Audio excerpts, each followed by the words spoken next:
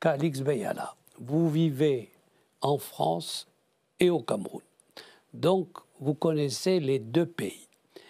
Est-ce que vous pensez qu'il y aura une immigration africaine accrue du fait de la démographie africaine qui est infiniment plus vive que la démographie européenne? À votre avis? Émile, est-ce que je peux vous dire quelque chose? Oui. J'ai l'impression que vous ne nous écoutez pas. Vraiment, c'est un vrai malaise que j'ai. C'est-à-dire que j'ai l'impression qu'en France, on pense à notre place, on nous dit ce que nous voulons, ce que nous devons être, sans nous demander notre avis. Et ce sentiment est puissant. Si moi, je le ressens, j'imagine, moi qui suis en France depuis des décennies, j'imagine que l'Africain le ressentirait, qui n'est pas venu 10 millions de fois plus. Est-ce qu'à un moment, on a posé la question aux Africains de savoir si de cette économie ils veulent? Est-ce qu'ils veulent de cette aide-là? Est-ce qu'ils veulent de ce type de développement-là? Personne ne nous interroge jamais sur nos désirs. C'est comme si on n'existait pas. Et je pense que le grand mal ne vient ni de l'économie. Ça vient de ce qu'on peut appeler le fait de ne pas voir l'autre, de l'ignorer, peut-être même de le mépriser. Je pense que le mal vient de là. Et tant que l'élite française ne changerait pas sa vision de moi, rien ne changera. Vous pouvez me dire qu'on a mis tel à tel endroit, mais ce n'est pas tel endroit qui change la donne. C'est la pensée de tel à tel endroit.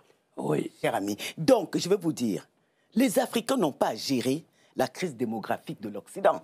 L'Occident a choisi... Oui, mais là, on parle de la démographie en Afrique. Mais justement, les Africains aiment faire leurs enfants.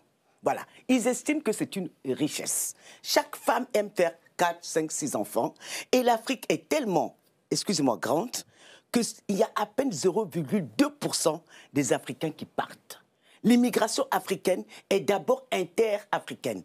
Et notre continent, et là je dis notre continent, est si vaste qu'elle pourrait contenir les 2 milliards ou 3 milliards d'êtres humains sans problème. Et la seule chose à faire, c'est le développement. Permettez-nous de ne plus avoir nos dictateurs, tous ces gens qui nous suivent, ce n'est même pas forcément la France, qui nous écrasent, qui sont sur place, qui sont d'autres Africains. Et ça, là, on a l'impression que dès qu'il y a un petit dictateur qui naît quelque part, enfin, vous savez la France bondit pour aller saluer. Vous savez bien qu'on faisait le reproche à la France de se mêler de la politique intérieure des États africains, et maintenant, elle s'en occupe plus. C'est faux. Elle s'en occupe toujours, mais de manière désastreuse. Bon. Je suis désolé quand on donne la parole à des tyrans ici pour les exposer pendant qu'ils tirent sur leur peuple. Voilà les vrais problèmes. C'est humain. C'est pas des... Vous savez, l'économie, c'est fait par les hommes. Donc, ça, là, on va toujours régler. Et la France n'ira nulle part. On vous a écouté, Monsieur Giraud. Par contre, j'aimerais quand même vous dire, monsieur, que quand on vous demande ce que j'ai demandé, c'est parce que c'est vous qui avez mis ces hommes qui sont encore là en place. Il a demandé qu'on ne s'occupe plus de rien en Afrique, la politique. Il faut enlever ces hommes que la France a mis en place. Ils sont là. Et depuis que je suis né, je les connais. Ils tiennent les rênes du pouvoir et ils nous étouffent. Mais en quoi c'est notre responsabilité d'enlever ces hommes? Ben parce que c'est la France qui a positionné ces hommes. Il y a fort longtemps, vous l'avez peut-être oublié, mais c'est la réalité et ce n'est pas Antoine Glaser qui va me... Oui, mais enfin, il y a des élections, les élections... Non, mais c'est truqué, cher ami. Les élections sont truquées, il y a des armées qui tirent sur les peuples, donc on ne peut pas s'en sortir sans que, pour ces cas-là en particulier, on ait de l'aide. Et c'est la France qui a mis ces hommes en place et personne ne me démentirait. Bien, c'est...